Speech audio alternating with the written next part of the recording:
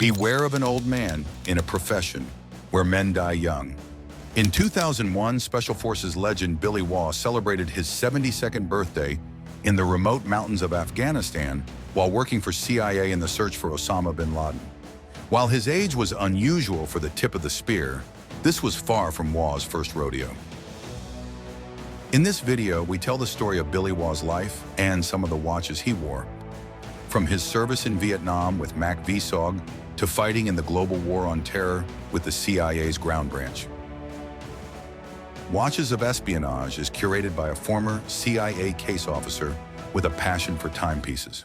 On the WOE YouTube channel, we explore the intersection of watches and the military, intelligence, and national security. Be sure to like, subscribe, and hit the bell icon to be informed when we release new videos. William Billy Waugh was the Forrest Gump of CIA and Special Forces, with a larger-than-life personality and an uncanny knack for adventure. Born in 1929, Waugh enlisted in the United States Army in 1948, launching a career that would become the stuff of legend in the intelligence and the special operations community. The same year he enlisted, North Korea and Israel became recognized nations. The US-led Berlin airlift was underway in response to a Soviet blockade, and Czechoslovakia had fallen to communism. By the time Waugh retired from the CIA in 2005, at the ripe old age of 75, the global geopolitical landscape had been dramatically reshaped, with Billy's half-century of government service playing no small part in the changes. Waugh was deployed to the wars in Korea, Vietnam, and Afghanistan, and also led countless covert operations worldwide.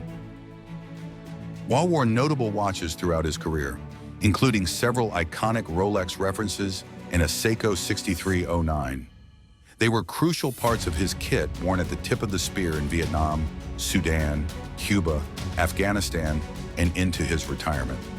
Like many stories here at WOE, it's never strictly about the watches.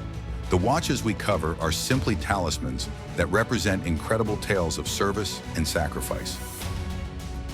In 1954, after serving in Korea, Waugh earned his Green Beret and joined the elite world of U.S. Army Special Forces in Bad Tölz, West Germany. The same year, the U.S. entered the escalating conflict in Vietnam, and Waugh quickly found himself on the ground with the 5th Special Forces Group. One night, his ODA, or Operational Detachment Alpha, conducted a night raid on a Viet Cong compound. The area was littered with Viet Cong, North Vietnamese, and other communist forces, including Chinese troops, leaving Waugh's team thoroughly outnumbered. A firefight broke out. Waugh and the majority of his team were injured.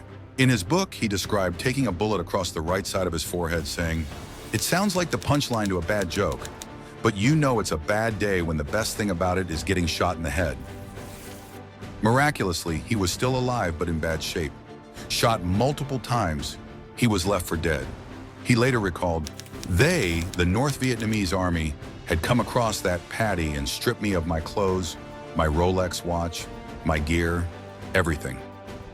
Eventually, Waugh's teammates found him and brought him to safety. The road to recovery was long, but for his valiant efforts, he was awarded a Silver Star and a Purple Heart. The Rolex was likely a Submariner reference 5513, which was one of the 3 items SF soldiers of Waugh's generation treasured, the other 2 being a Randall knife and a star sapphire ring. In contrast to today's watches, which are often worn more as jewelry than tools, the dive watch was easily purchased at the PX for around a month's salary. After recovering, Waugh got back in the fight and joined the shadowy Military Assistance Command Vietnam Studies and Observations Group, or SOG. Waugh helped train Cambodian and Vietnamese forces in unconventional warfare tactics that would help disrupt the Ho Chi Minh Trail supply route and stymie the efforts of the Viet Cong. Additionally, Billy became highly skilled in high-altitude low-opening, or HALO, parachute jumps. Waugh led the last Special Reconnaissance mission in '71, in which Waugh and his teammates used the HALO platform to enter a denied territory held by the NVA. In the mid-1970s, a former CIA case officer named Edwin Wilson recruited Waugh to train Libyan special forces. Before starting the new gig, the CIA made contact with Waugh asking him to clandestinely work for them while also working for Wilson, who was later convicted of illegally selling weapons to Libya. Waugh was tasked with surveilling, photographing, and reporting on activity that he noticed while in country. He spent his time photographing and observing the soldiers he was training while also documenting Soviet activity in Libya and surface-to-air missile sites. It was here that Waugh reportedly purchased a gem-set gold Rolex day-date. According to a member of the WOE community, Waugh told students of a recent Special Forces 18 Alpha course that he purchased it in the late 70s in Libya for $13,000 to $14,000, but he was well aware of the rise in value of Rolex watches. "You better believe that thing is worth about $25K or more now," Waugh exclaimed when discussing the watch.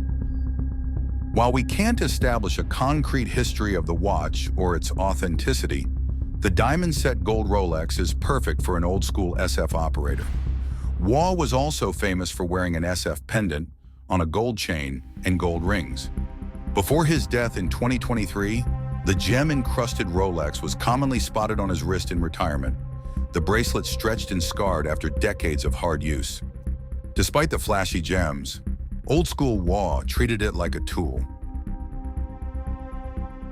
In 1991, after a brief stint spying on Soviet maritime activities from the Kwajalein Atoll, he returned to Africa, this time to Khartoum, Sudan.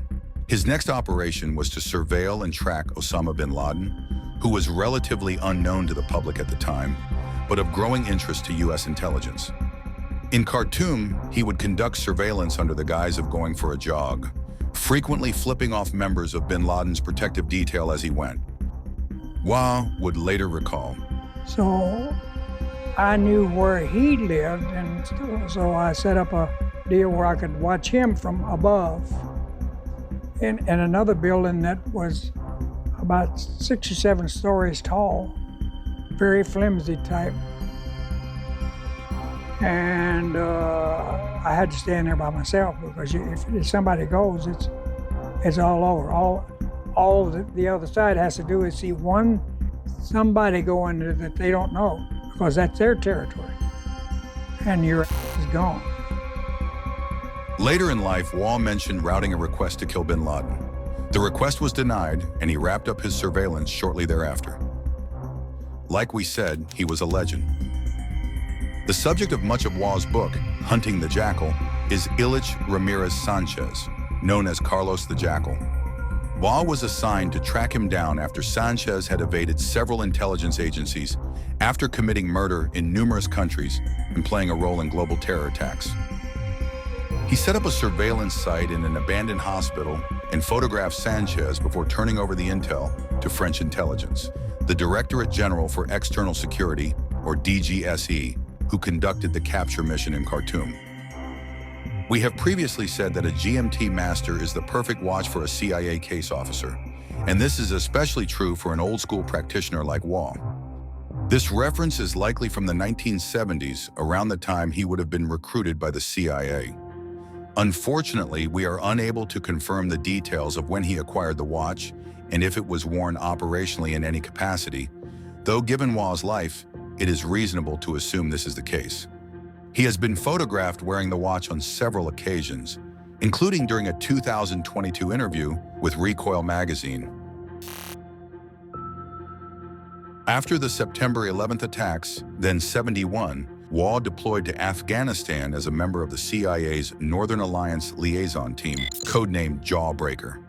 The Rolex was left at home, and Waugh wore a digital Sunto watch, similar to that worn by CIA team leader J.R. Seeger, as documented in our dispatch article on digital watches of espionage. The digital tool watch was a far more effective tool for the modern-day fighter, even a SOG veteran like Waugh. Despite his age, he was well suited for the initial mission into Afghanistan, given his time tracking Osama bin Laden in Sudan in the 90s, and his decades of combat and intelligence experience. He would celebrate his 72nd birthday in Afghanistan. His last deployment was CIA. Waugh passed away on April 4th, 2023. With his death, our community lost the last of a dying breed, a generation of irreplaceable warriors. In total, he would be awarded 1 Silver Star, 4 Bronze Stars for Valor, 4 Commendation Ribbons for Valor, 14 Air Medals for Valor, 2 Combat Infantryman Badges, and 8 Purple Hearts. It's safe to say Waugh was also awarded numerous classified commendations from CIA. Our stories are less about watches than they are about the men who wear them. Billy Waugh served the nation with the most difficult assignments for both the U.S. Army Special Forces and the Central Intelligence Agency. This video is our way to memorialize that service and honor his sacrifice. Thank you for watching. Be sure to like, subscribe, drop a comment, and hit the bell icon to be informed when we release new videos. For even more, check out our website, watchesofespionage.com, for more content, as well as our collection of watch straps and other purpose-built tools designed for our community. Until next time, happy hunting.